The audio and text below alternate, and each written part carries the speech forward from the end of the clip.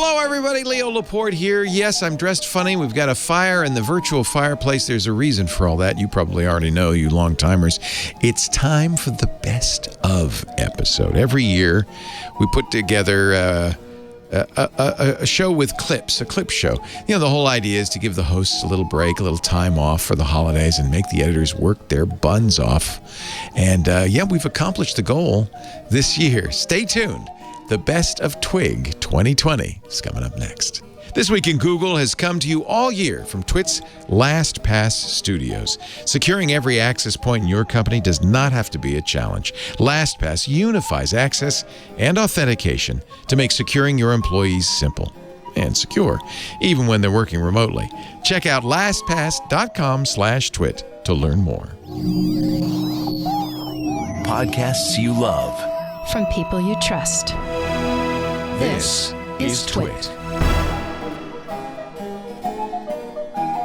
This is TWiG, episode 591 for December 23rd, 2020, the year's best. This Week in Google is brought to you by Twilio.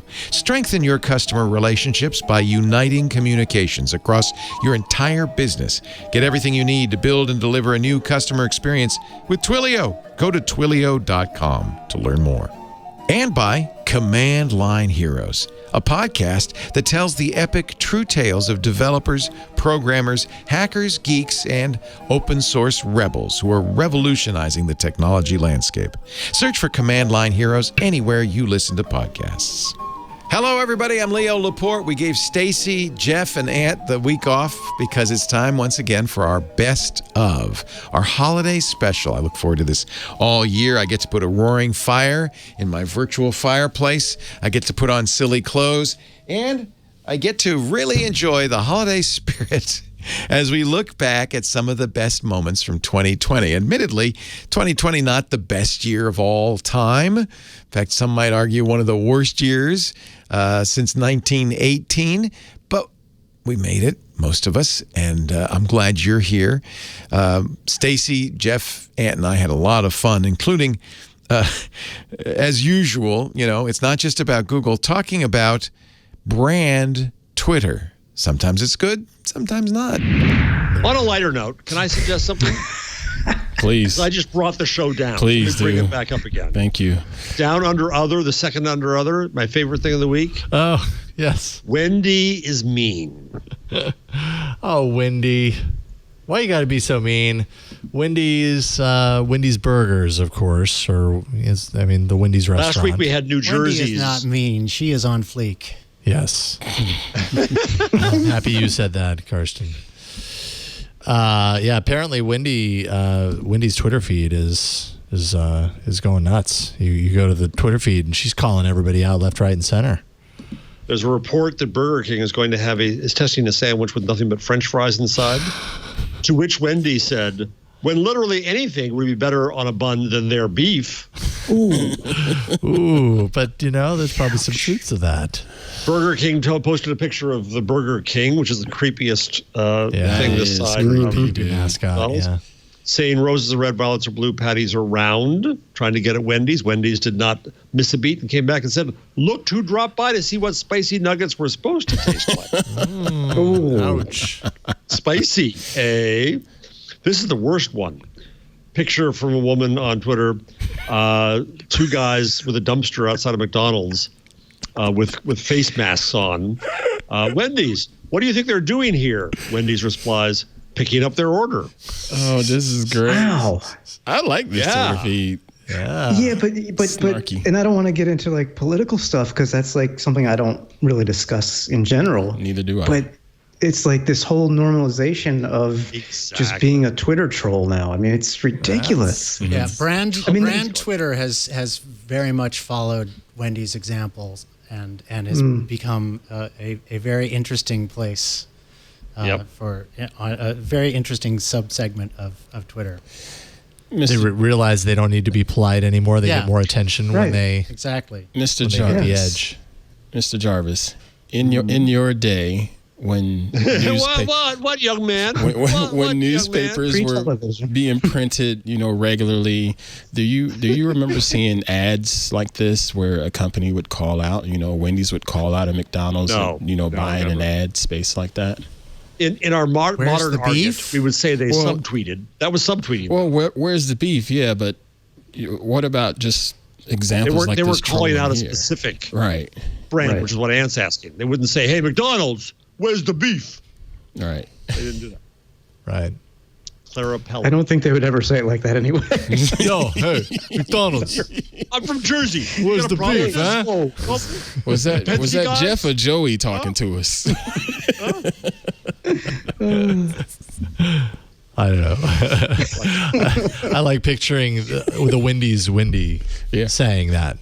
Hey, McDonald's, where's the beef, huh? Chomping on a cigar. Stop looking at my hair. Yeah, where's the beef? Yeah, you. She doesn't look mean. Boy, these trolls. But you're right, Kevin. I think is exactly what I was thinking too. Is that it has normalized it for everybody. Yeah, it's a really good point. Companies have PR departments. And last week we did the story of the New Jersey Twitter feed, the official NJ.gov Twitter feed, which since then the New York Times did a big feature on them. I'm sure because they heard about it on TWiG, of course. And it's not as bad as Wendy's, but it still has sass. Yeah. That one being the primary one. Someone says, "Who let New Jersey have a Twitter?" And New Jersey official account responded, "Your mom." It's funny though, but I get why it's it is funny, but it's I don't like where all this is heading. Yeah, I had not considered the whole normalization of Twitter trolling. I mean, it's a really good point. It's a very, very fair point. Should I go back to COVID-19 just because I just got my King County health recommendations? Or do okay. Share. So share. The guidance, the King County Public Health Board issued a thing just now saying, for workplaces and businesses, all employees should work from home if they are able. Employers should take steps to make it more feasible for their employees to work in ways that minimize close contact with large numbers of people. They should maximize telecommuting options, urge employees to stay home when they are sick, and maximize flexibility in sick leave, and consider staggering start and end times to reduce large numbers of people coming together at the same time. Oh, my goodness. For schools, do not cancel them unless there's been a confirmed case in the school. And if you are a caregiver of a child with an underlying health condition, you should consult with your healthcare provider whether or not they should stay home. If they stay home, that's okay. Oh, okay. Wow. So that's going to trigger a lot of businesses to, it's going to not force them, but very seriously encourages them to take a look at how their business is run and to make changes that may or may not. And it is saying that for event and community gathering considerations, if you could feasibly avoid bringing large groups of people together, consider postponing events and gatherings. So that does Comic-Con right there. If you can't avoid bringing groups of people, urge people who are sick not to attend. Encourage those who are at higher risk for coronavirus not to attend. Try to find ways to give people more physical space so they're not in close contact. Clean surfaces and encourage attendees to wash their hands. When is Comic-Con? When does that happen? It's the 14th. So it's right around the corner. That's okay. Everybody's behind a mask. It'll be fine. Actually, it's the 13th. It's the 12th. It starts the 12th. And that's in Seattle. Comic-Con. It's in Seattle. It's Emerald City Comic-Con. I'm so sad. I'm glad we didn't cosplay it because my daughter and I were originally going to go as people from the Dragon Prince. Sigh. What's interesting about that, Stacey, too, is that like in Japan, they shut down the schools, but they didn't do anything. What about the parents? What do you do? So in this case, they're kind of saying, well, the parents should already be home. That's true. Because it is. Yeah. It's hard. There's a couple of things to think about, right? Sometimes kids only get lunch and breakfast at school. So when you shut down the schools, you're shutting down their access to nutrition. Parents don't necessarily have a way to keep their job and keep an eye on their kid. I mean, these are things, again, I'm not trying to be political, but there is a decided lack of any sort of safety net in our country that really makes this whole thing extra fraught for people who start with sick days. Yep. People who are sick will have to show up to work to earn the money. Yep. And I kind of don't blame them. But they can't be cautious. Right. I mean, talk about the restaurant industry just as one example, right? Like that's an hourly industry. Mm-hmm. If you don't show up, usually in many of the restaurants, and most of the restaurants that I ever worked in my restaurant career, you don't get paid if you don't show up. Nope. And so then if that's your livelihood and that's how you make your money, and not going there means you don't make a paycheck, then I imagine a lot of people choose to ultimately go there because they have to. People still want food, shelter. But they're also serving food. Oh, man, it's just a messy situation. Oh. Anyway, sorry to bring it back. I just was like, ooh, breaking news, you guys. No, that is news. Yeah, that is news. You're ahead of the Seattle Times. I don't find it there. But you're still on for your presentation, right? Well, I'm waiting to see. I mean, this literally came. This is the email that came in 8 minutes ago from King County Public Health Department. And the way it all changes, it's so rapid right now. Who the heck knows? Yeah. Literally. Are you subscribing to King County Health Department? How did you? Of course I am. Okay. I don't subscribe. I'm a journalist. I'm a journalist, Jeff. I subscribe to every public body in my area. No, I mean, don't you? No, because I don't cover my town. But don't you want accurate information? Like I found, I always listen if I can to the press conferences and look at things because sometimes, I'm sorry, local journalists, some of y'all are wonderful, but sometimes their headlines are misleading. Yeah. Or things aren't quite accurate. I'm sorry. I know it's not That's not the journalist's fault. A lot of times that's the editor. I know those editors. Those damned editors. Yeah, a lot of times it's the editor. That's why I blog. So I got rid of editors. Makes me very happy.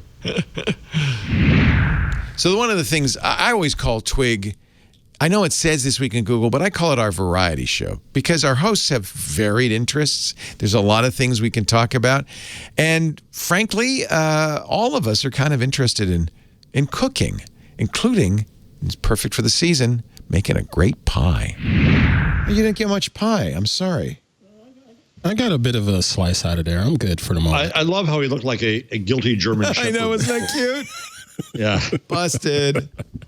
I'm not hiding it. I love pie. He's titrating that pie. He's going to get that pie to last all day. Just drip. Oh, I'm sorry, Aunt. We should really have a good conversation that doesn't involve Aunt so he can, really chow down. It's a little birthday present for Aunt is leaving him alone. Okay. Isn't he cute? I still will have pie for, post-show work. The next 15 minutes after the show, it'll be gone. I love it that they gave you a whole pie just for yourself. I love it, too. That's wild.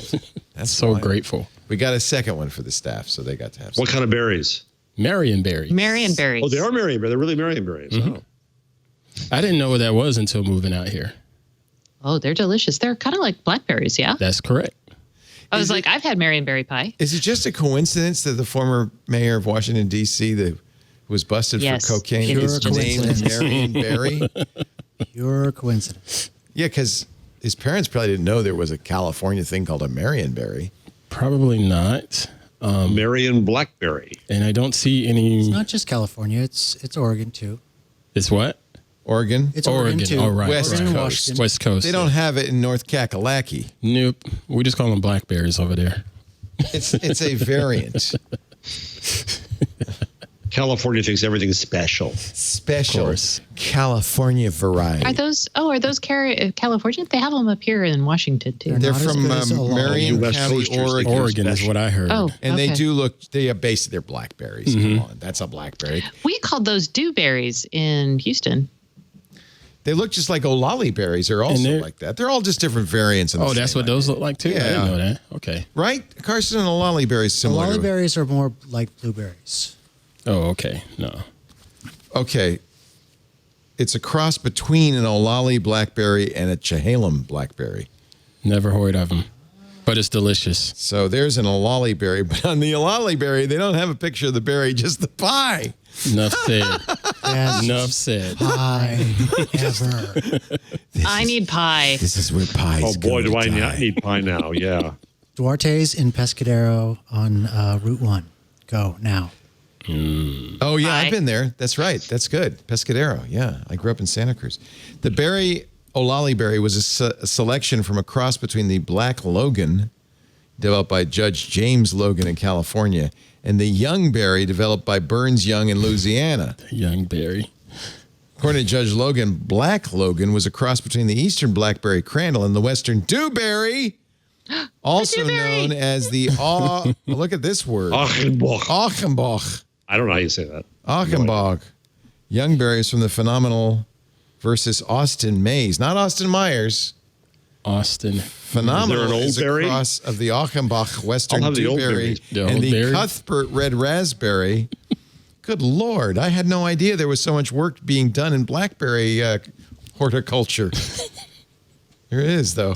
I appreciate their work because this pie is great. You think it must be really easy to cross blackberries? Like they just beg to be crossed?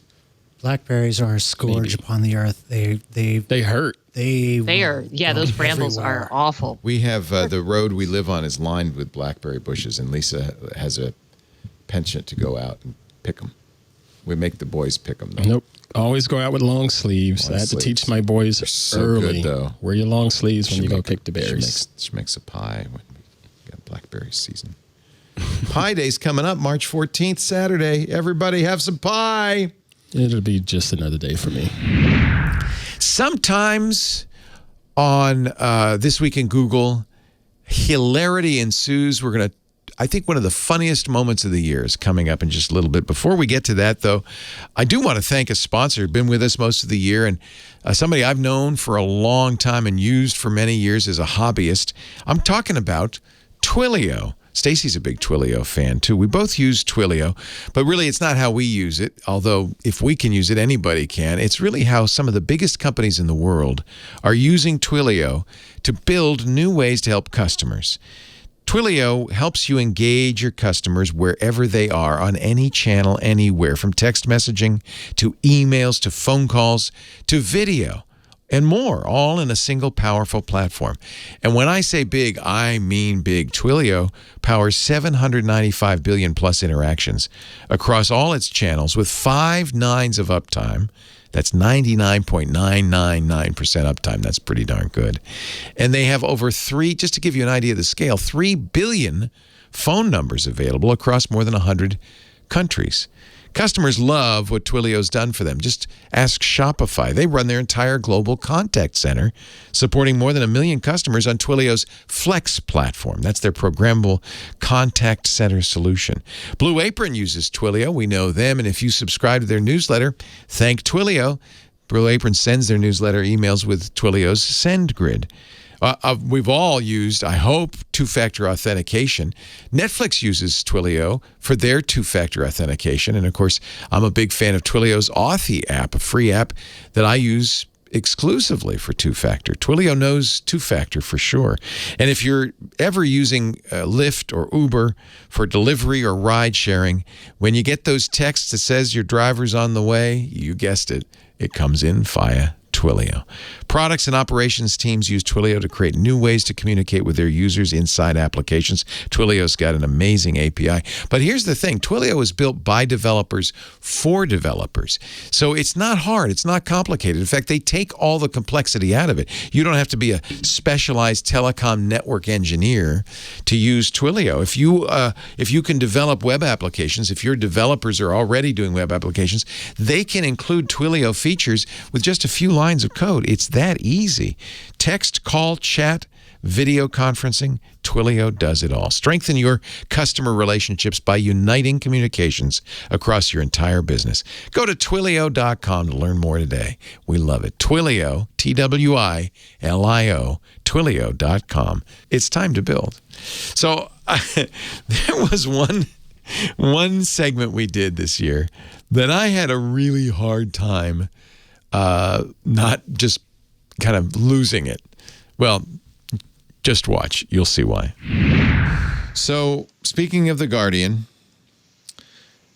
their story, astrophysicist gets magnets stuck up nose while inventing coronavirus device, caught my attention the other day. Shall I read it to you? Oh, please do. It is an excellent story. Please.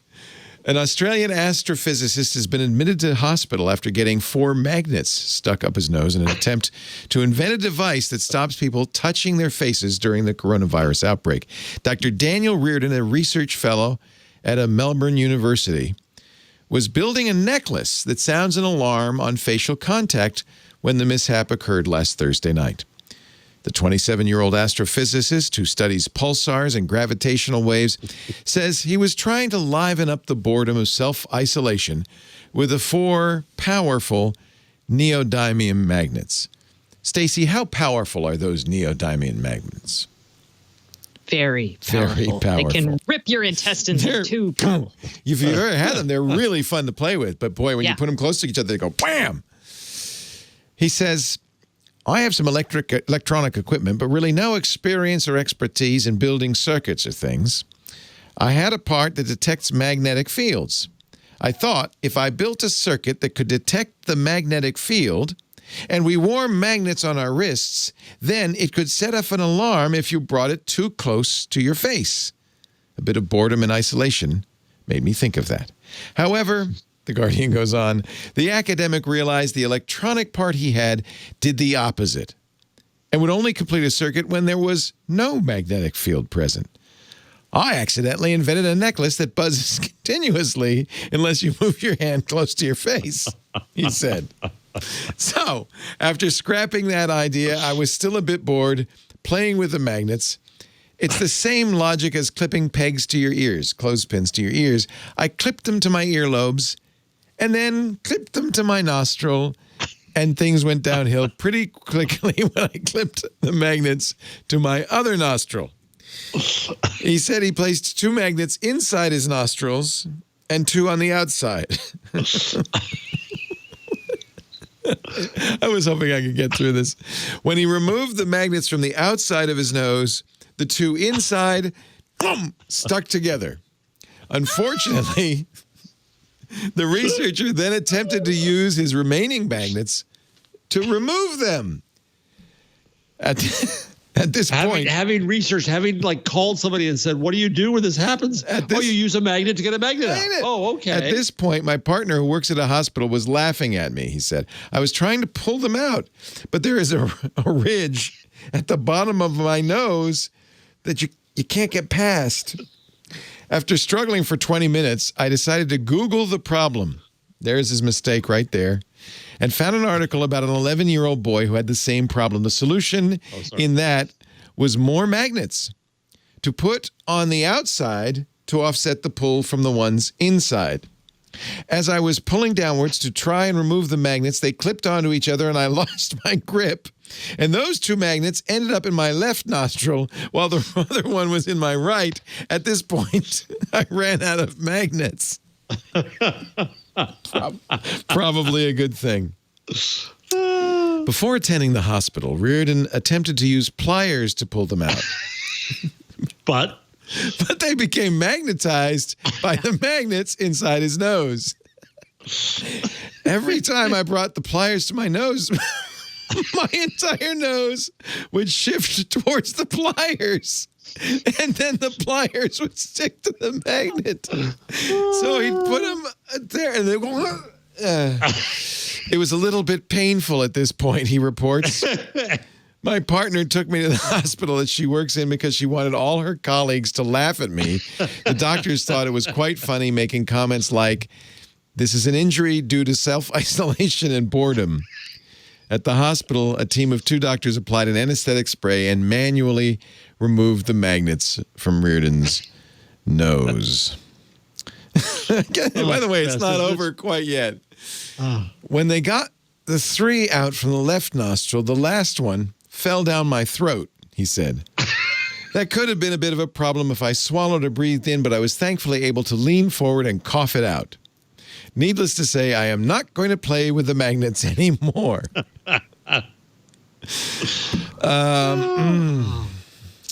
It is the greatest story, isn't it?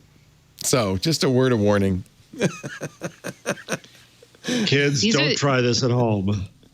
These are the same injuries that small children have playing. Yes. And they're very serious because, again, if they swallow them, it will rip through your intestines. Oh, yeah.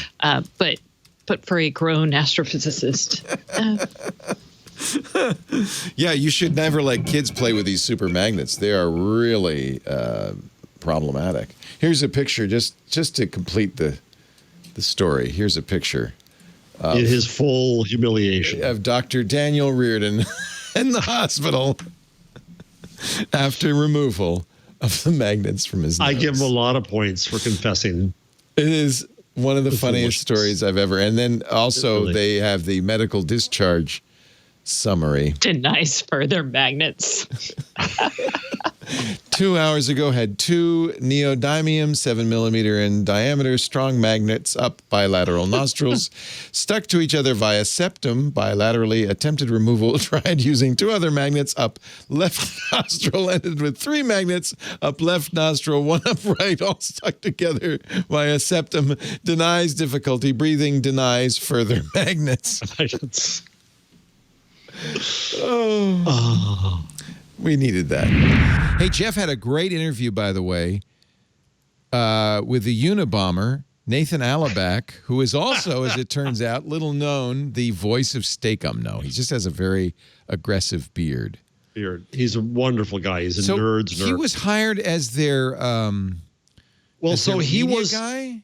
It's a marketing company. It's a It doesn't. Okay. Doesn't that look a little fake? The beard? Oh, no, he was pulling on it. Okay.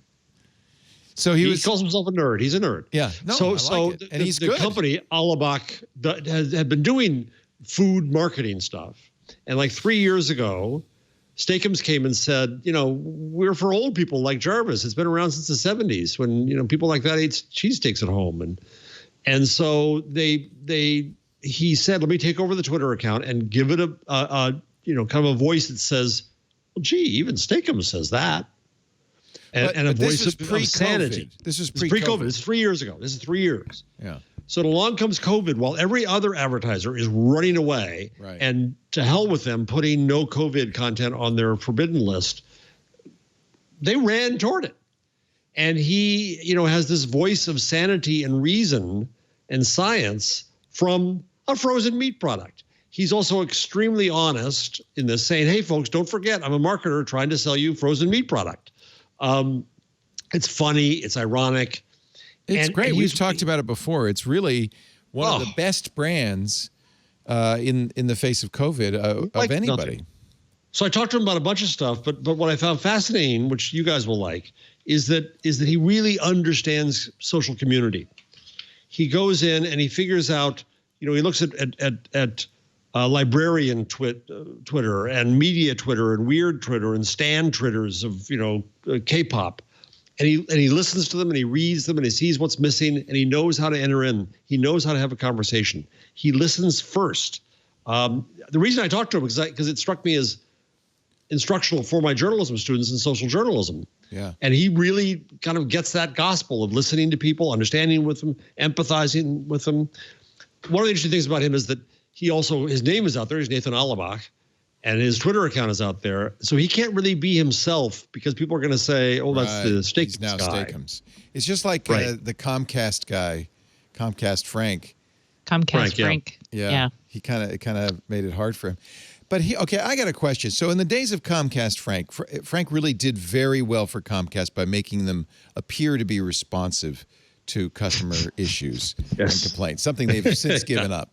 But it was a moment in time when it really worked well. He was brilliant at it. Fast forward, though, does it matter if a brand is on Twitter these days? There's some ancillary coverage you get, but most people, normal people, aren't on Twitter.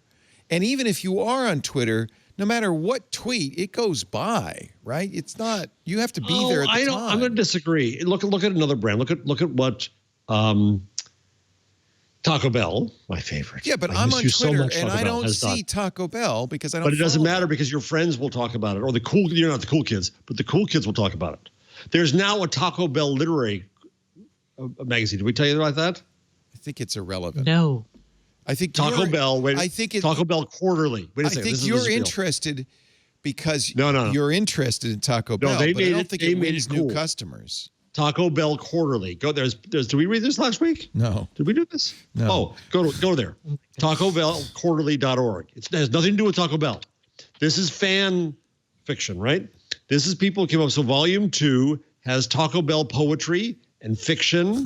God, it's so disgusting. Oh my God, Jeff, this is where we could write our queso like fanfic. Exactly. The Quesarita Requiem. Eating you, your voice rings my heart, a language turned into light waves traveling at a pace to crack one's soul. It is pretty crappy. And spitting at times and swallowing and brushing my bristled chin, the light now flamencos mirror to mirror until it becomes noise again, bending and loud and rhythmless. Okay, well, never mind. So all of this notwithstanding, does it sell more tacos? Yeah. It engages the people who like you. I mean, brands love this stuff. That's pretty obvious. And new people discover you. If you're already a fan, then you're following Taco Bell or Steak-Umms or whatever, and so you can talk about this and blah blah blah. I just don't think it's. But when I come along out of nowhere and I retweet Steak-Umms and somebody says, "What the H? I've never. What's going on?" They discover Steak-Umms too. They don't go to the store and buy Steak-Umms. Yes, I have tons of friends because they want to reward it because it's so good. Who are buying? Now the problem here is that I would kill for it.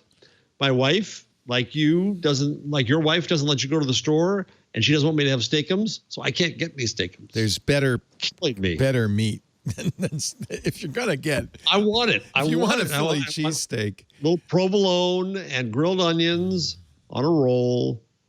That and Taco Bell are the two things I miss. Okay. Badly. All right. I will accept your. Yes. We are having meatball paninis tonight, and they're going to be delicious. Are you homemade, or are you going to get them out from the? No. I homemade meatballs. The local Bainbridge meatball vendor. Oh, that would be nice. No, I always keep meatballs in the freezer. Ah, our son unaccountably has suddenly got a Jones for meatloaf. I don't know. Hey, that's great. Meatloaf is the easiest thing in the world. You're like, okay. Yeah, it's comfort food. Do you put ketchup on top? Oh yeah, you got to, right? I put A1 steak sauce on mine. It's delicious. Oh, you fancy meatloaf? Oh, that's fancy. Yeah, you're gourmet meatloaf. That's French meatloaf. So, okay. Okay, I just was curious because it's actually an internal conversation we have. We have a very good, very active social media presence on Twitter. We have Jerry Masako, and they do a great job. But I feel like that's nice, and I guess but there's a difference, Leo. What your social media presence does is promote what you already have. Right. What Steak-Umms does is create a persona and a voice, and an empathy with people, and irony and humor and intelligence, right? And Taco Bell is different, but it's very similar. It created something. Taco Bell was not cool. It was ridiculed. Now Taco Bell is cool. I'm sorry, Taco Bell was always cool. Taco Bell is always part of your drunk eating. I got ridiculed. Drunk eating cool. That is. Yeah, maybe in Texas, but I got ridiculed forever. Oh, that's because you're a grown man. That's because you're a grown man. I'm sorry, Jeff. It's true. No, if you were 8 years old, it's understandable. No, but like it's for drunk college kids and high school kids. That's what Taco Bell's for. I want to be young again. But that's also what makes it cool. Stacey won't let me. I mean, you could be young, Jeff, if you want to turn back time. I mean, admittedly, the cost of one Allenback tweeting is less than one ad on a network television that was the other show. One story I read said they basically gone through their budget, and they said, what are we going to do? And Allenbach said, hey, why don't I try this? Yeah. And they didn't expect. I mean, they didn't go into this thinking this is going to turn viral. But boom, one day, and it did. Yeah. And Steak-Umms is happy. Oh, but I asked him too about the relationship with the brand because I said, what they got to be nervous sometimes. And he said, there are things that go on the maybe you don't want to do that again list. But generally, he spent 3 years developing trust with the brand, with his client, and also developing trust between the brand and the public. And so it's kind of brilliant. He's just a nice guy. He's a musician, songwriter who decided when he got married, he said, "Oh, I got to have a job." Good for him. So, and he has done the thing that you really want to do, which is he's created a voice. He really has. He's also on Twitch, by the way. He's a gamer. What does he stream? I don't know. Can you look him up? No, he does not stream eating. No, he games. Well, I guess maybe. Well, if you go to Nathan Alabak's Twitter account, you'll see his. So it's Twitter / Nathan Alabak. He was last live 16 hours ago. Right. And what does he do? The history of media polarization and prominent political identities. So I guess he just comes on and talks. Yeah, he's a bit of a autodidact. He called himself. Yeah, he called himself a nerd. So he just Craig chats. He has a great dog. He has a great dog. He does. No, that's not a great dog. That's somebody else. That's another person. No, there's a dog. Do you not see the dog? Oh yeah, there's the dog. Yeah. I thought that was an elbow. He fosters dogs. He's a good guy. So it looks like no, I'm not knocking him. No, I know you're not. I know God you're not. Bless him. I just like the guy a lot. Here's really nice. your dog moment for you, Stacey. Wow. Puppies. Okay, that's a guy to love. Yes. Puppies. Oh, more puppies. Puppy content's always good on Twitch. Oh, that's the best. Yeah. Look at that. Love happy dogs. Look at that tail. Poor Jeff Jarvis. Every year I see him get pinker and pinker and scream louder and louder about moral panic. In fact, this was the year that God repeatedly tried to strike Jeff dead. I need a Leo complete. Holy cow. Did you hear that? Yeah. Jeez. Right there. You're going to sleep good tonight. Holy moly. That was, I don't get killed. That was quite a thunderbolt there. That if we lose power, we do have a generator, but it takes a few minutes to come in. So, wow. I thought there was a way in settings if you turn on. Jeez Louise. Should I go on mute? Jeez Louise. No, I love it. Are you kidding? That's awesome. We don't get thunder and lightning here in California. No. You don't? No. Just wind. Just earthquakes. Just earthquakes. And they're quieter. They're much quieter. Here comes another one. Wow. So how many are you counting the seconds? No, I forget how to do that. 7 seconds a mile per mile.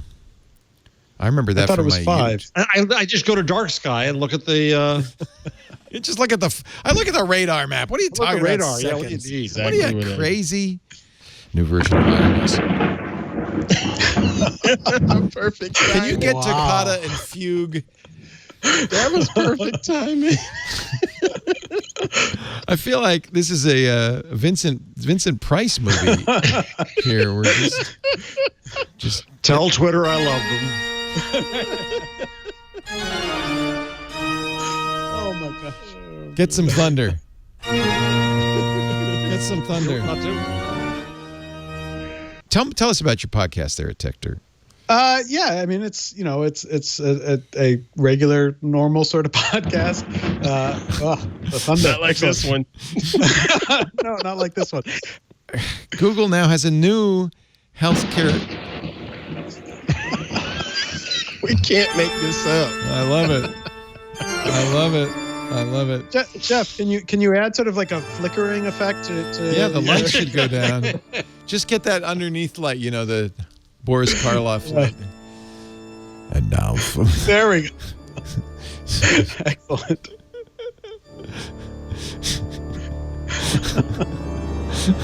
Lord. From the crypt. The crypt keeper. Ducking under the desk pretty Jeff soon. Jarvis. The wind shifted. Obviously, Jeff Jarvis is with us alive and well. We love Jeff, and we hope to do many, many more years of This Week in Google with my good friend, Jeff, and, of course, Stacey and Ann. It's just a fun time to get together. Coming up in just a little bit, we're going to talk a little about coronavirus and its impact on Japanese roller coasters. Yet there's a story there. But before we get to that, I want to tell you about a great podcast, one that I really love. It's called Command Line Heroes. Command Line Heroes is a podcast that shares with you the epic, true tales of developers, programmers, hackers, geeks, and open source rebels who have and are still are revolutionizing the technology landscape. Season 6 is out now. I don't know how Saran gets such great guests, but she really does. There's an episode about, these are people you probably never heard of, but are movers and shakers, like Gladys West. You know the name? No. But you know her work. Her mathematical models and data analysis made GPS possible. Jerry Lawson invented the first cartridge-based video game console. Yes, before Atari, before Nintendo, before Sega. And then the story of Mark Dean, raised in the Jim Crow South, but grew up to revolutionize the PC industry with the Isobus. Saran Yitbarek is amazing. She herself is a developer. She's a great podcaster, and she brings out the best in her guests. Check out all the incredible stories from Season 6 today. Search for Command Line Heroes anywhere you listen to podcasts. That's Command Line Heroes. Download it today, and we thank Command Line Heroes for their support. I'm looking forward to continued seasons. Good job, Saran. Now it's time to get back to Japanese roller coasters. Yeah, amusement parks have been closed for a long time, but the folks in Japan have figured out a way to make roller coasters safe. Watch. The amusement parks are reopening, but because screaming is dangerous, in Japan, they're saying you may ride the roller coaster, but you cannot scream. And stop there right there. So the line is, please scream inside your heart. So everyone on Twitter right now is saying, that's exactly how I feel. We're all screaming inside our heart right now.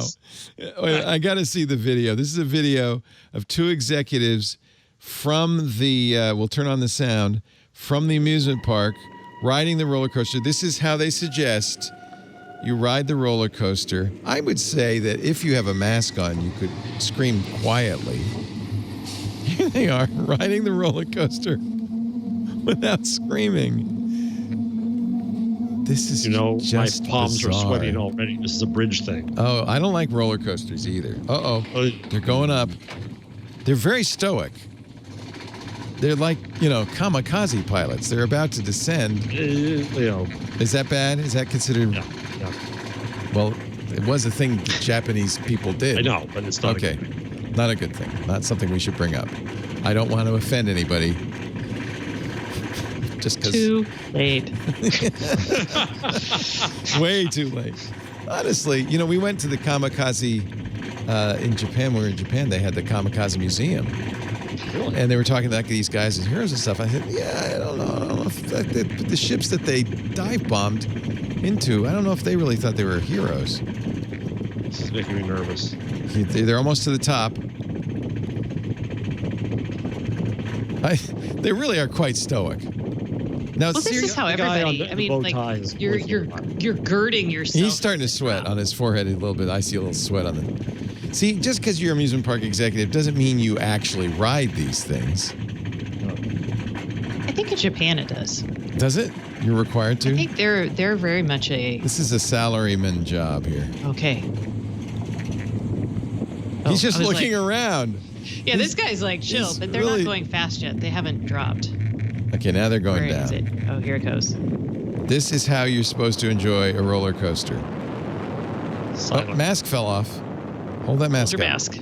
No screaming. No enjoying. Scream inside your heart. You don't? Do you lift your hands off the bar? No.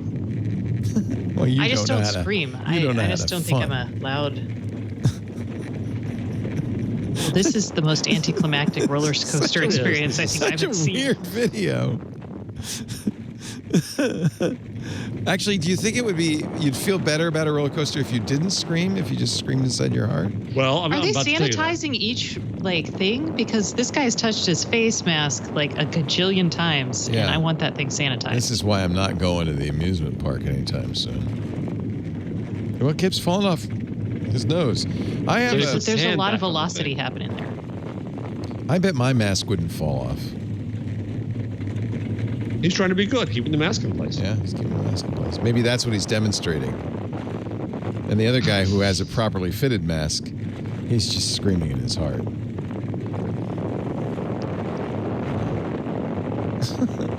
Do you think there's a camera operator in this first car? Because the camera is moving. Yeah. Yeah. Imagine having to do this backwards. He's not screaming either. Wouldn't it be funny if at the end they go, ah! They have to shoot it all over again. This is going to be excellent COVID artifact right here. It is so weird. It is so weird. Yeah, I think that all the time, COVID artifact. That was exciting. Nope. And his hair. Is his hair mussed? No. All done. So I put up in the bottom of the other on the rundown, Mike Masnick reacting to this, because everybody's reacting today. Yeah. Mentioning Masnick again, the Masnick fan club. Yeah. So I was going to say, I'm like, I could leave Jeff. I know. We're going to get a room. So he put up a great thread, which I just read. Oh, he's shaking. A little shake there. His hands are shaking. Yeah. That's so weird. Where Mike, as a nipper, hated roller coasters, wouldn't do it, despised it, and his friends on this summer camp like thing kept bugging him. He said, "Okay, if I ride this one, you'll leave me alone." And they said, "Okay," and so they dragged him to it, and they told him, "You're not gonna be afraid if you scream," and he screamed, and he felt better. Aww. So now you can't. Oh, I'm sorry. You have to scream Mike. in your heart. Actually, that's true. The times I've been tricked into roller coasters, I scream as loud as I can the whole time, and that does seem to help a little bit. Makes you. Well, I couldn't because I would be passed out and dead. Well, don't do a coronary. Then. Happy birthday to Jeff Jarvis. Wait a minute. Woohoo. Wait a minute. We sent Jeff a little birthday gift. Actually, Karsten gets credit for this. And poor Jeff got it yesterday and has not been able to eat it. Pull down the lower third so we can see it. Oh, my God. It's a giant taco cake. Taco cake. It's bigger than I thought. It was a coronavirus cake. It's huge. Oh, it's not a Please, hush your mouth. Although they do use the same mold. I can't believe that Karsten managed to find a taco cake, and from the best bakery in the region. Yeah, Swiss Chalet. Yeah, man, Morristown. Isn't that awesome? That's awesome. Now, what kind of cake is in there? Do we know? Looks like chocolate. We're gonna slice it right now. I sincerely hope it's not taco. Looks like a cake, but it's actually a taco. Wouldn't that be a nice twist? Right, so I'm gonna slice off a little bit of it here. Slice off a piece of that coronavirus cake. Oh, man. Happy birthday, Jeff. Are you doing anything to celebrate besides this? No, I'm just trying to avoid it and not be older. I know. You know, when you get past the big 6-0. That look good. Oh, my God. It's 6 layers. Fudge. 5 layers with. Yeah. Whew. Oh, you can thank eat you, that. Twitters. You're very welcome. Happy birthday, Jeff. Let me have a little bite now. Happy birthday. Karsten says that's the smallest one they have. Ooh, damn, it's good. Oh, that's awesome. Oh, that's good. Nice. Oh, that's good. Nice. Happy birthday. That's really good. I'm going to have another bite. I was going to have just one bite, but I'm going to have another bite. Good. Pretty soon he's going to have taco cake immunity. It's great. Cheers to you, He'll have Mr. the Jarvis. antibodies. See, he's still here. We just, in fact, he had a very happy birthday. Now, we've been talking all year long now that we're all doing these shows via, Skype and Zoom, and everybody's kind of cultivating their background. I think Rate My Skype Room should give me an 11 out of 10 for this background. I think it's pretty good. But Stacey's background, well, Jeff was coming off his recent 10 out of 10, and I think he felt compelled to try to help Stacey a little bit with some suggestions to dress up her set. Hello, y'all. You got a bookshelf, you got books, you're really I have you 8 got plants. A plant there. I think she needs a moose. We moose. Yeah, that's Jeff Jarvis, by the way, professor of journalism at the Craig and interior decorator. Yeah, School of Journalism at the Townite Center. He's at the City University of New York. He's of course perhaps a kangaroo. A stuffed kangaroo would fit nicely there. We were looking at some taxidermy Although most of it was weird, Karsten sent along a rat with butterfly wings. I didn't think that would really I thought the Bob Ross rat was excellent. And then I sent a creature from my nightmares who does which rivals Spot for like striking terror into my heart. It was a frog, taxidermied frog with the teeth of a shark. And yeah, it was pretty scary. Was fantastic. Where is it? We gotta hear. How about this? Would that be good? This is the most lifelike dead animals anywhere, according to Hi Taxidermy. Poor Stacey. We ended last week's show for folks. This is kind of her ratty. Abusing poor Stacey for needing to spruce things up for Rate My Skype Room. You know, we could just, with a little Photoshop, frankly, just put that in. We could, yeah. Oh, that's true. I could have a different taxidermy animal each week. All of this comes from... change his mood color. Oh, get Chuck mounted. This is ohitaxidermy.com. That's Aunt Pruitt from Hands On Photography and Hands On Wellness. And the reason that everybody's trying to look better is because look how good Aunt looks. Look at that shot. Just look at that shot. Oh, thank you. Perfectly lit. And the person in it. He don't need no taxidermy. You don't need no stuffed animals. I'm just thinking. I'm going to change this set one of these days, I'm sure. How about this, Stacey? We could put this. I'm just thinking over Stacey's shoulder there. Oh, perfect.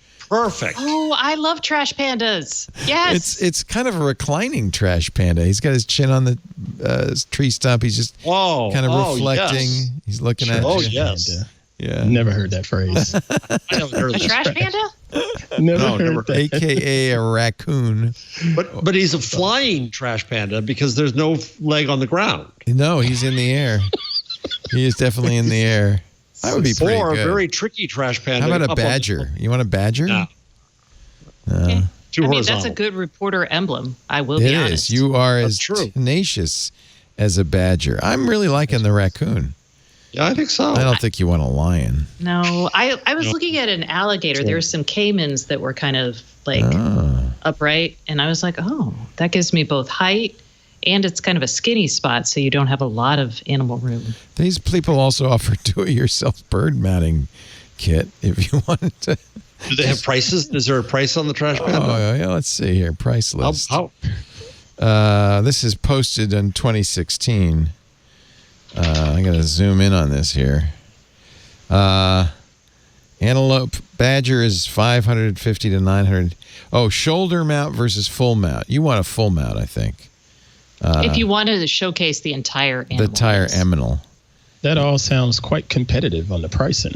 I think it's very good. I mean, that's a lot of work to make those. Muskox. A damned muskox. I want a whole muskox. Javelina with an open mouth, a bighorn, a wolf, bobcat, bison, caribou. You could just have a cow. Stacey took a nap. Jeff and Aunt watched as long as they could and gave up. I had to do Windows Weekly, so I only saw the opening statements. We're talking about, of course, testimony today in front of the House Judiciary Subcommittee on Antitrust by 4 of the, 5 or 6 big tech CEOs. From Amazon, Jeff Bezos, first time he's ever testified in Congress, which is kind of interesting. Mark Zuckerberg, who's been there before many times. Sundar Pichai, who's always been kind of a favorite of Congress, I think. He's always done very well there from Google, our own CEO. And he's not really our own CEO, but this is This Week in Google, so we'll own him. Or as a Republican congressman called him, Mr. Peach Eye. Peach-Eye or Peach-Eye. Peach-Eye. How can you not know who's Sundar Pichai and how to say his name? That's just rude. That's poor briefing on the part of the staff. Mr. Peach-Eye. Mr. Peach-Eye. And then finally, of course, Tim Apple from Tim Cook from Apple. And actually, I have to say, I was listening. I was getting ready to come to work, because it was delayed by like an hour and 15 minutes, which is frustrating, but then after all, I do the same thing, so I guess I can't expect more from a staff. They're also on Leo time? They're also on Leo time. So now I know how you all feel. I finally said, look, I'm taking a shower. And of course, as soon as I got in the shower, they started. So I was listening to all of them speak, and then I quickly wrapped myself in a towel because I wanted to run out in the living room. Lisa was watching the living room, and I wanted to see. This is a visual I don't really want, but go ahead. I wanted to see because part of the theatrics of this, all 4 CEOs were on video cameras. I think WebEx. They're all using WebEx, right? Is that the congressional choice? They have WebEx has some security features, I think, that might be why they're there. That would make sense. Some members of Congress were there. Some were not. The chairman of the House Judiciary Committee, Jerry Nadler, was not, but Jim Jordan was, and so was Cicciolini. Jordan's the ranking member. Cicciolini's the chairman of the committee. And I wanted to see the backgrounds of all 4 CEOs because I thought this is going to be kind of telling, and how they were dressed. Zuckerberg kind of had a loose tie. He looked like he got in some sun, but as one would expect with Mark Zuckerberg, it wasn't a tan. It was just very freckly nose, and he kind of looked burnt. Well, of course, everybody made fun of him because he put the zinc on his face. Yeah, when he was surfing. Yeah, and well, now we know why. So everybody made fun of him for protecting himself from sun. Oh, that's the right thing to do. Thank you. Yes, it is. And so he looked like he was at his Martha's Vineyard house. I don't know. It was like on the porch of his house with the. And then I was a little disappointed. I expected the richest man in the world to have something a little better, but Jeff Bezos just kind of had an office with a credenza. That's why you're the richest man in the world. Yeah. Yeah. He saves money. Well, very famously, Amazon for years Rate made My their... Skype Room rated Bezos. And, they did them all. Okay. Yep, you need to go. Okay. Rate My Skype Room. Very famously for years, Amazon had desks made out of doors on sawhorses. I don't know if they still do, but that was actually the big thing at the time. So you're right. That's why he's rich. So let's see what Room Raider. Very good. Let's see what Room Raider has to say. There's Jeff Bezos. Really good. And you see, it's just a credenza. Looks like it could have come from IKEA. A little more expensive than that. Yeah, but yes. And it's kind of not a lot of effort put in dressing it. I don't think that's a real place. That's probably a. It's a nice use of the rule of thirds. Back off the soft focus, says Room Raider. Add books. Remember books? Order a couple of ring lights. Here's one. You gave it 4.5 stars. 6 out of 10. Yeah, I had a feel like, but I like that he's just slightly off center. I like the rule of thirds. Yeah. And even the fact that this isn't straight behind him, this is all, I think, I may be wrong, very conscious. Yep. That the idea is to make it look like an executive in the office, not a stage set. So, or maybe it's his lawyer's office, but go ahead. Yeah, and a black suit, black tie, white shirt, very nondescript. Didn't want to look too rich, probably. Mark Zuckerberg, as I said, you can't choose a blue or red tie anymore because that's now politicized. It's now saying something. Zuck is wearing a checked blue tie with a white shirt. Both Zuck and Bezos affecting the rich man's spread collar, which of course is a Britishism that I find particularly annoying because anyone with taste wears a good preppy button-down collar. Anyway, he does look like... It's all about how your face is shaped. I'm just kidding. He does look like he's got some freckles, so he's been getting some sun. His tie is loose, not exactly tight, but remember, we kept him waiting an hour in the green room. And I don't get the background here, but honestly, it looks like he's on the porch of his Nantucket summer home. It's an odd kind of background. And it says... Does he have it's shiplap. By the way, he's well lit. In fact, if you look in his eyes, you can see, it may not be a ring light, but he's got some good lighting going on there. Hostage video, says Room Raider. Putin has not released him, but has allowed him to loosen his tie. That's nice. 2 out of 10. That is as simple a background as you can get. Tim Cook. Ooh, even worse. This looks like there's some dying plants. He's in the lobby. Yeah, this is awful. There's those partitions, those cloth partitions they use to deaden noise. He looks like he's borrowed somebody's cubicle. It's terrible. And you can see in front of him, and I'm not sure why, you can see it looks like an iPad. I don't know, a Macintosh? No, I think it's obviously an Apple device, but it's an iPad. Tim wearing gray suit, light gray tie, kind of light gray shirt. Slightly off-white shirt, but it's nice. It's nice. Not doing the spread collar, but it's still a little more spread than Americans wear. Tim Apple needs some work. Plants help, but that wall needs a patch of art. Depth would help too. I think the plants look dying. My favorite was, and I'll be curious what Room Raider thinks. Yeah, Sundar Pichai, loved him. Loved him. This very textural sculpture or painting behind him. Another credenza. I wondered if that was sound baffling. It looks kind of like, you could buy a textured baffling.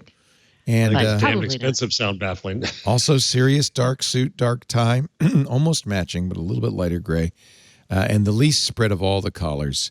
Well tied. I feel like this actually might be his office. What do you think? I feel like it almost might be. No? He also has a plant. Room Raider, of course, loved him. Loved the texture, great composition. The vase and plant are perfect, strong 9 out of 10. It would be 10 out of 10 with more color. He should have stuck a Google product, the little speaker Google that's Home covered right in there. cloth. Home Mini or something. Yeah. I would have set that off nicely. But you know what? None of these guys, in fact, one of the things they all said is, hey, what are you talking about? None of us are dominant. Tim Cook was famous. He said, Apple is not dominant in any of the markets we participate in. We're a small part of any market we participate in. However, that's not our goal. We don't want to be dominant. We just want to make the best products, which actually I think is sincere. Well, he's not dominant even in iPhone. He's dominant in mind share. But even in the United States, where the iPhone is the strongest, it's only 50%. But it's the App Store, not the phone. The App Store. And that is what they talked a little bit about. They kept him mostly on the sideline. It was, from what I read in the play-by-play, mostly Sundar Pichai who did a lot of talking. As we already mentioned and expected, the Republican members of Congress were more interested, even though this is the antitrust committee, we're more interested in bias, the anti-conservative bias, than they were in trust. That's because governing is hard, and they don't want to do that. They just want to get all aggravated and get their talking point. I mean, what is even? It is interesting. I know. I think that Bezos's shot was carefully contrived. Remember, he's got the best people, right? He is contrived to kind of blend into the background. Seriously. I'm not really here. He's just like, I'm just on the shelf. Isn't that how he deals in general? He never gives interviews. He's very much a blend in the background kind of CEO. And so I think that was very conscious. I think all of these are pretty conscious. For those tight shirts at Sun Valley. There he doesn't blend in. But he doesn't expect anybody to be taking pictures of him at the Sun Valley. Yeah, Tim and Sundar have normal collars, but the rich guys, the founders. I like how you say the rich guys. Founders. Well, they're founders. They're the two. They're the founders. These guys are just hired hands. Of the four, he says the rich guys. The rich guys. Those other two cats are just top level. Zuck is so rich, he lost $70 billion in stock value over the last 3 months, and he's still one of the richest guys in the room. That's how rich Zuck is. So the founders prefer the British spread collars. That's all I know. Although I said, I felt like after I watched the 4 speeches, I felt more like Jeff. I felt like, because all 4 of them were great pains to say, look at the benefit our companies have brought us, that we are the economic, tech in general is the economic engine of the United States. It's brought huge benefit, especially during this time of quarantine. We are not trying to be cutthroat competitors. We're just trying to do a good job. And I felt like I wanted to wave the flag. I felt like, God bless him. God bless him. It turns out, I didn't know this, but there is a Scottish Wikipedia. Did you see this? Yes. I saw the headline. I didn't get into the story. So apparently this Scottish Wikipedia is being edited, but the problem is it's by a guy who doesn't speak Scottish. He's some American guy, according to Vice, a self-professed Christian INTP furry living somewhere in North Carolina. And Leo, stop. You got to do this in the accent. You have to do the story in the accent. I thought he was living in Petaluma. Well, the funny thing is, his Scottish is about as real as mine is. So here's an example. This is the first article he edited. The Human Development Index. It's just a simple thing. I'll just blow it up. Free Wikipedia, the free book of knowledge. The Human Development Index is a composite statistic of life expectancy, education, and income indices to rank countries into 4 tiers of human development.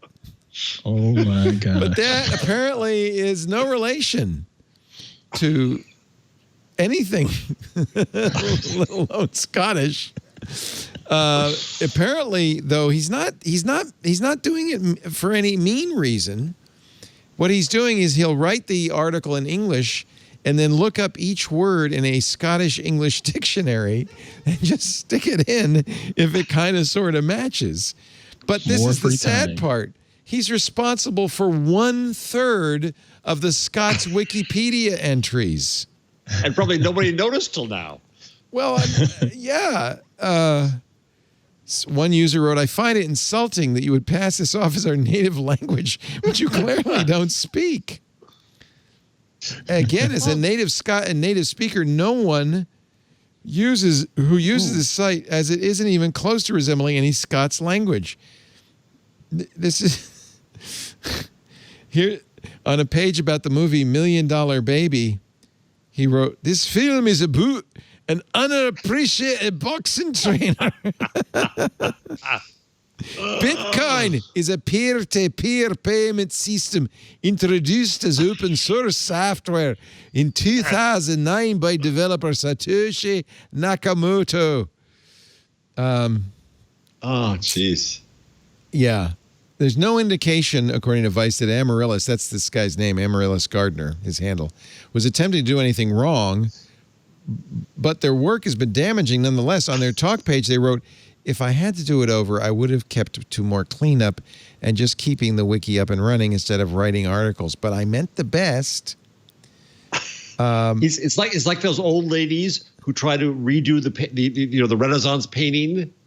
Yeah, exactly. And you end up with something horrible, exactly. Right? Yeah, you get the smush Jesus. Yeah. On the Reddit post, it says the damage done by this may be more severe than anyone anticipates. As a result, quote, this person has possibly done more damage to the Scots language than anyone in history. Because of this cultural vandalism, it's possible many people think Scots is a horribly mangled rendering of English rather than a language of its own, and for which I take some responsibility. As you should. So now they're debating, what do we do? If we close it, it will never be reopened. The guy was just trying to preserve Scottish Wikipedia. Oh, God. Just amazes me. The answer is to solicit more people. Get more Scots. To get more people more Scottish people to actually participate. Because that's is the downside of not having enough participants in an open ecosystem. Yeah. It was apparently he was a teenager when he started doing it. The Redditor who discovered it said, I've been told that there's been harassment going on. This seems like a nice person who made a mistake when they were a young child, a mistake nobody ever bothered to correct. It's hardly their fault. They're very passionate and dedicated. The Scots language version of Wikipedia is legendarily bad. Wow. Blaise Pascal was a French mathematician, physicist, inventor, writer, and Christian philosopher. He was a child prodigy that was educated by his father, a tax collector in Rouen. So I think the kid thought, this is it. This is how they do it. Can you find some real Scottish? Can we find some real Scottish language? Is there an example of that? They misuse common elements of Scots that are even regularly found in Scots English, like sign and, well, yeah, may an old acquaintance be forgot and ne'er brought to mind. That's a Scots, right? Old Lang Syne. There's Scots language and then there's Scottish English.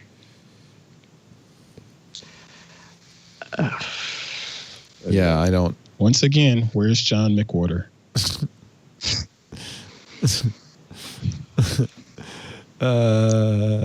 It's pretty funny. It is. Yeah, and the funniest thing is the kid apparently was sincere. This wasn't like some That's not funny. That's sad. Everybody's being mean to him. He's like Star Wars kid. My fear is that he's a Twit fan. He's probably watching right now, and he learned how to speak Scots from me. In the chat room. It's all me fault. One of the things I love about doing this week in Google is getting together with three people I just adore, Stacey and Jeff and Ant. And you know, sometimes it's just a conversation about the things that have caught our eye or caught our attention this week. Ant really surprised us a few months ago with a story about a good friend who had recently passed away. And no best of would be complete without this story from Ant Pruitt. Get your hankies ready. And now I am going to yield the floor to my colleague from North Kakalaki, the Right Honorable. Is that how I say it? Did I say it right? You said it right. North Kakalaki. North Kakalaki, the Honorable Mr. Ant Pruitt has the floor. My pick of the week is I want to say thank you to Chad. And I mean Chad Bozeman. The whole Chadwick Bozeman still throws me off because I didn't know him by that name. I always knew him as Chad. I wanted to put this out there because I know a lot of listeners are from my hometown of Anderson, South Carolina. And I felt that I owe it to them to bring this up and just to share just a few minutes of what I know about Chad.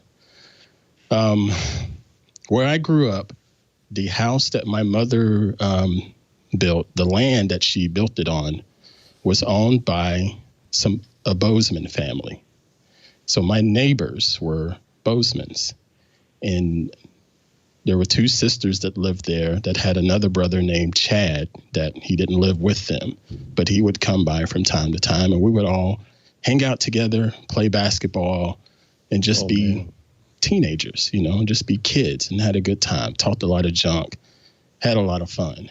And Chad was special. He was a hell of an athlete that went to another high school in the area, not the same one that I went to, and just talked a lot of trash, heck of a competitor, really, really good at the sports, But beyond that, he was an interesting kid because he wasn't like the rest of the kids that, we all had the dreams and aspirations of going pro in this sport and going pro in that and whatever.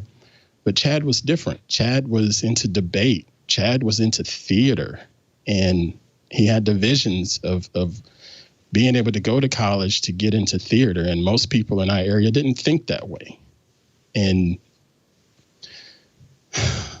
you get ridiculed when you talk like that, depending on the area that you're from, if you know what I mean. And so he continued to go on, and I wasn't in touch with him much, but I was in touch with his sister because, again, they lived next door to us. And during this time of his passing, I really feel for her because she kept us abreast of his progress and let us know that what was going on with him. And I never really saw any of his movies until 42, with him portraying Jackie Robinson. But I heard about some of his stories of just being in New York and struggling, just like all actors do. But he kept pushing forward, and he also had the mission of saying, you know what? I actually want to make the story. I want to be in directing. I want to be in the writing. The acting stuff just happened. That wasn't even his main vision. His main vision was to just make the story. And when he got that opportunity to jump into Marvel and be the Black Panther, he just took that opportunity and just absolutely crushed it, considering all the things that he dealt with growing up, considering all the things that he was dealing with at the time. And it really resonated with me. I never go to the movie theaters. I hate the movie theater experience. The only time I've gone is for Star Wars, and that was because of the connection I have with my late father. But I did go see Black Panther because of Chad. And when I went to see Black Panther, it warmed my heart to see that this man was a superhero. And in our area, superheroes didn't look like Chad. They didn't look like me. They looked like this guy with a pompadour, or just, there were no black superheroes like that. And to see that he was able to bring that to life, and my kids could see, you know, there are superheroes out there that looks like us. We can still go out there and strive to do things beyond the basketball court and beyond the football field. We can go and write stories. We can go and make the story that we want to present and entertain millions around the world. And he put his guts into this. He was so serious about his craft. And he also wanted to make sure other people could prosper from his efforts as well. And I just wish that more people could understand the backstory behind Chad. Growing up in that tiny little town of Anderson, South Carolina, where there's not much going on there other than Clemson football. But he had a vision, and he stuck with that vision through thick and thin, getting more opportunities left and right that he had no control over. There's the story of Denzel Washington helping him pay for his trip to go to Oxford and study acting. Denzel freaking Washington. Then he gets back and he's been told no a gazillion times on set because he didn't fit this role or that role. Then there was another time in a soap opera where he was portrayed as a black man, but he didn't like how that role was being portrayed negatively. He spoke up about it and they took him off. But he said, you know what? It's okay. I still want to make the story. It's okay. I don't have to act. I can just write and do my own stories. And then after that, all of these other doors just continue to pop up for him. And just keep pushing, folks. Don't half-ass life. We really do have a tremendous opportunity right now, even though this is COVID-19 and things are shutting down. If you have a passion about something right now, just keep going for it. Keep living it. Chad did it better than anybody that I could ever realize, considering everything that he dealt with cancer. And people are complaining about wearing a damn mask. Walk in his shoes. Do what he did. And just be better. And I just want to say, Chad, thank you so much, man, for representing our city, representing our state, and representing our people. Resilience, brother. I love you. And to your sister, I'm not going to say your name. I'm thinking about you, too, because you've lost not one sibling, 20 years, and my heart goes out to you. I love y'all. Thank y'all. What a hero. That's beautiful. Thank you for that. And that's it for TWiG. Thanks for joining us. We'll see you next time. Bye-bye. That was really great. Wow. I didn't know you knew him that well. Holy cow. Wow. Thank you, Ant. That was really from the heart. It's interesting how beloved he was in such a short career. But boy, and I'm not a Marvel fan by any means, but when I saw Black Panther, it was like, wow.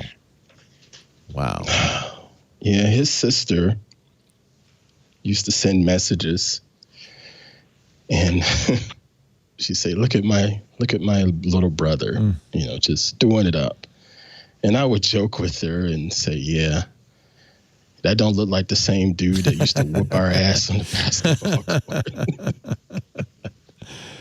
It's funny. He had already been diagnosed with colon cancer when he was doing Black Panther. Yeah, we knew Chad was different from a lot of the kids that we hung out with. He was likable and could party and all of that stuff just like any other teenager. But there was something different in that whole theater life and the debate life. He wasn't like the rest of us, and it showed. And he just kept pushing along. And it's we should mention that the most liked tweet of all time was this tweet from his Twitter account. Saying he had passed away. 7.6 million likes, retweeted 3.1 million times. Well, it says something too about the coverage in having covered entertainment industry. It shows how not to racialize it, but white-controlled media just didn't understand how huge he was until they started hearing the reaction and how profound a sadness this was. I got the message from my mom when it happened, and I was like, wait a minute, no, this can't be real. And then my sons, they sent me a message because I was out. They sent me a message, and it just broke their hearts. And then my phone started ringing from people from back east, just like, this can't be real. And being able to hear everybody else's story, it just further proved how much that cat just really meant to all of us from the area. No, I didn't keep in touch with Chad. There's no way I could keep in touch with Chad. It is what it is. And I was never upset about that. But I really appreciated what he represented from the area, because y'all know how it is in the South. You've heard the horror stories that I've told about the South.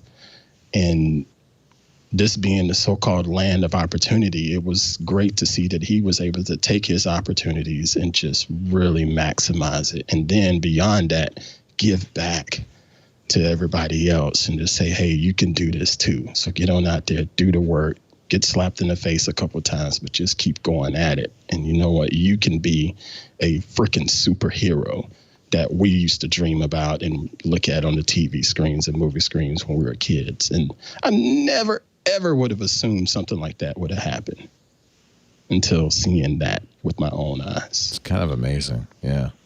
And I think he made 42, Thurgood Marshall, and Black Panther are three movies that must mean so much to black children and just black people in general about achievement and not just in sports, but as a Supreme Court justice and King of Wakanda, which is pretty good. Yeah. If you can make it to King of Wakanda, you can make it anywhere. Yeah. I remember when I saw Black Panther, when we left the theater, I remember walking out of the theater and just sort of standing and just looking around, and I was just taking it in. Yeah. And it was Phoebe and I at that particular time. It was Phoebe and I. And I just stopped and we were just taking it in. People were taking selfies and the chatter. It was so inspiring. It was beautiful. Yeah, it was really beautiful. It was really Thank you for your generosity, Ann. Yeah, thank you. It's not easy to do that, but thank you.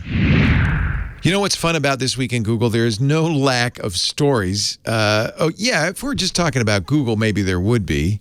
I mean, I guess there'd be a lot of stories. But Google, when we started this show more than a decade ago, really was, a big player in the industry. These days, Google just is a little bit less interesting.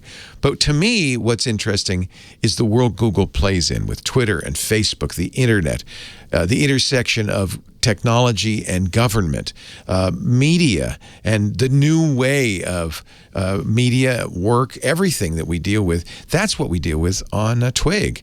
And I think that post-COVID, it's going to be a whole new world, and it should be very interesting. I hope you will watch or listen every week, because we're going to have a lot to say in 2021. We'll be back next week with our final This Week in Google of the year. We'll take a look back at 2020 and look ahead at some of the stories we'll be covering in 2021. I hope you'll join me and Anthony, and I call him Anthony, Ant Pruitt. I say Anthony, people go, who's Anthony? Ant Pruitt, Stacey Higginbotham, and Jeff, that's his real name, Jeff Jarvis.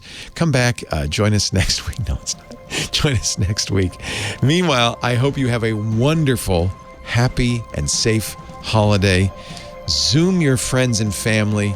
Let's make this a very cozy, wonderful holiday, but do stay safe, stay healthy, because we want you back in 2021. Take care.